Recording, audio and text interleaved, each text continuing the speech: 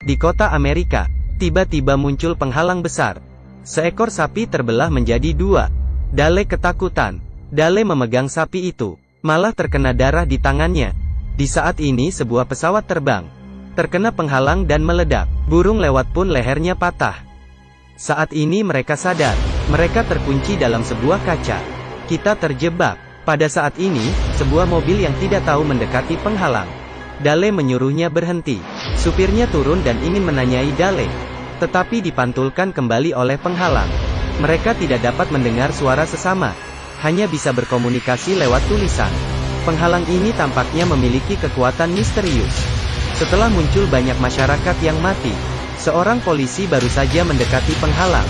Alat pacu jantung meledak, dan polisi lainnya hanya berdiri, terbunuh oleh peluru yang dipantulkan oleh penghalang. Sementara itu, orang-orang di kota panik, memikirkan bagaimana untuk lari. Mereka mencoba menyemprotkan reagen kimia pada penghalang, ingin menghilangkannya. Coba lagi untuk mengukur sudut penghalang, ingin menghitung batasnya, tetapi tidak bisa. Untungnya saat ini, militer tiba. Mereka mulai menyemprotkan air ke penghalang, menguji apakah cairan dapat tembus. Tapi setelah hanya uji, mereka pergi. Orang-orang mulai kecewa dan marah. Mereka mengira militer akan menyerah. Tak terpikirkan, keesokan harinya, militer benar-benar mengatur pertemuan yang unik. Mereka menggunakan mobil untuk menjemput kerabat warga kota, agar mereka bertemu di seberang kubah. Akhirnya kota itu menjadi ramai. Semua orang bergegas ke tepi kubah. Mereka tidak bisa mendengar suara kerabat mereka, hanya bisa mengekspresikan suasana hati dengan tindakan. Di seberang kubah, sepasang kekasih saling berciuman. Mereka menggunakan kertas, pena dan tablet, menyatakan isi hati mereka. Bahkan ada orang yang menulis nama mencari putri mereka. Walaupun tidak pernah ketemu, tetapi hanya suatu pandangan, mereka merasa terhubung satu sama lain.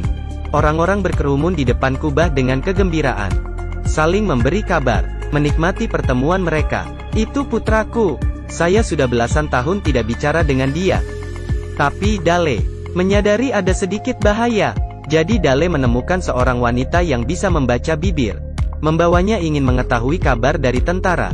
Seorang tentara mengatakan padanya, tentara akan berangkat besok, dan takkan kembali lagi, karena pemerintah ingin meluncurkan bom ke dalam kubah. Mereka ingin mengebom kubah, agar tidak menimbulkan kepanikan. Mereka tidak peduli penghuni di kubah akan terbunuh atau tidak, bukan untuk menyatukan sanak saudara, tapi membiarkan mereka mengucapkan selamat tinggal sebelum mereka mati. Dale mencari orang untuk memberitahu masyarakat, kemudian membawa penduduk untuk menemukan tempat perlindungan bawah tanah. Sangat cepat, tiba saatnya pengeboman. Masyarakat duduk dengan tenang dan memeluk orang yang mereka cintai. Siapapun tidak tahu bagaimana akan hari esok.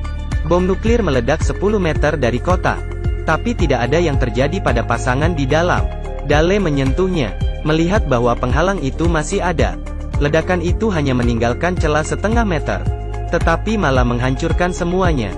Sumber daya di kota hampir habis. Kehabisan makanan dan air.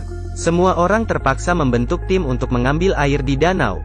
Tetapi melihat ikan-ikan yang mati, mereka tahu airnya bermasalah. Air yang diambil itu ternyata bisa menghidupkan api. Ini bukan air, tetapi adalah bahan bakar. Melihat keadaan ini, semua orang cemas, pergi ke toko dan mengambil barang dagangan. Bahkan ada yang berkelahi. Demi menghentikan mereka, polisi mengeluarkan gas air mata. Tetapi tidak berguna. Melihat masyarakat yang kacau, polisi mengeluarkan pistol. Ketika ingin menembak, turun hujan deras. Semua orang menjadi sadar, dengan cepat menampung air. Tetapi Yo melihat sepertinya hanya di dalam kubah yang hujan. Mungkinkah itu telah membentuk sistem iklim independen? Yo merasa aneh. Dia menyentuh kubah lagi, merasa ada sesuatu yang mengendalikan kubah di kota. Jadi dia menarik pacarnya Nori, dengan sketsa kubah yang diperhitungkan dengan cermat. Kemudian mencari, tanpa diduga, menemukan tumpukan daun yang mencurigakan. Yo menyentuhnya, kemudian terkena sengatan listrik. Dia memastikan bahwa ini pasti kubah kecil. Jadi mereka buru-buru membuang daunnya, membersihkan debu dengan air. Ternyata penutup kaca yang familiar muncul. Yang berbeda adalah, ada telur yang tersembunyi di dalamnya. Melihat telur aneh ini, Yo mencoba berbicara padanya, ingin mematikan kubah. Tetapi tatapan Nori meragukan.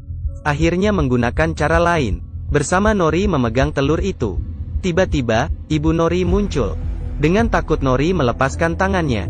Di saat itu, ibunya menghilang. Nori tiba-tiba punya firasat buruk. Dia segera berlari pulang. "Ibu, saya datang." Ternyata ibunya sedang sakit parah. Tampaknya kubah itu sengaja mengingatkannya untuk berpamitan dengan ibunya. Nori merasa, pasti ada rahasia yang lebih besar di balik kubah. Jadi dia berlari ke kubah. Memukul kubah dengan kuat. Ingin menanyainya apa yang dia mau. Tidak ada respon dari kubah. Tapi telur hitam di kubah kecil tiba-tiba memancarkan cahaya. Keesokan harinya, muncul di halaman belakang Yo. Untuk memahami rahasia telur hitam, Yo memanggil beberapa temannya, meletakkan tangan di atas kubah. Tiba-tiba cahaya menghilang. Bintang yang tak terhitung jumlahnya dikeluarkan dari telur hitam. Mengambang di sekitar mereka. Truk menabrak kubah dan langsung pecah. Seorang mengerem dengan takut, ingin melihat dengan jelas. Tetapi putrinya pingsan mendadak, dan sembarang berkata-kata. Bintang jatuh.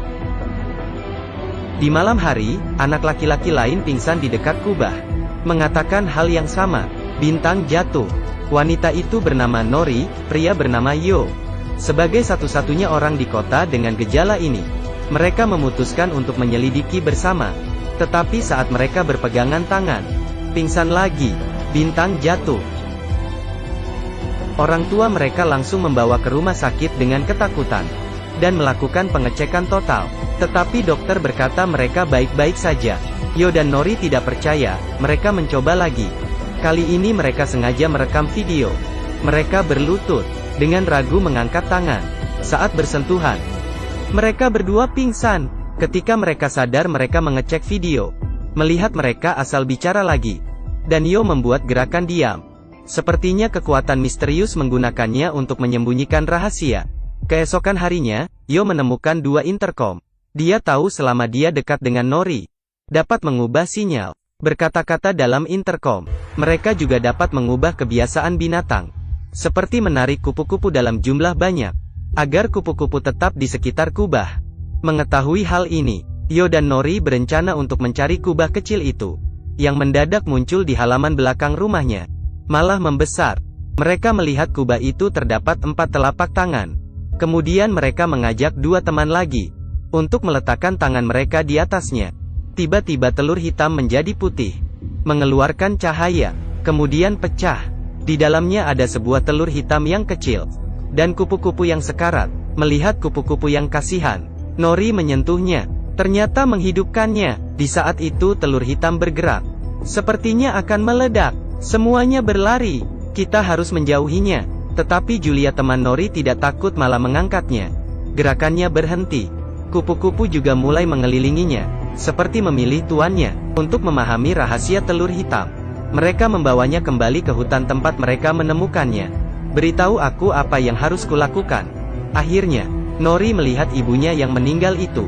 Tetapi dia sadar, ibu ini ternyata alien. Ibu alien ini memberitahunya, mereka yang meletakkan kubah ini, tujuannya adalah untuk mengamati manusia. Mereka ingin membuka kubah, harus melindungi telur hitam kecil ini. Yang terbaik adalah menyembunyikan di dalam air. Akhirnya Julia naik perahu, melempar telur ke tengah danau. Akhirnya mengeluarkan cahaya dan naik ke atas, seperti meteor yang menuju langit.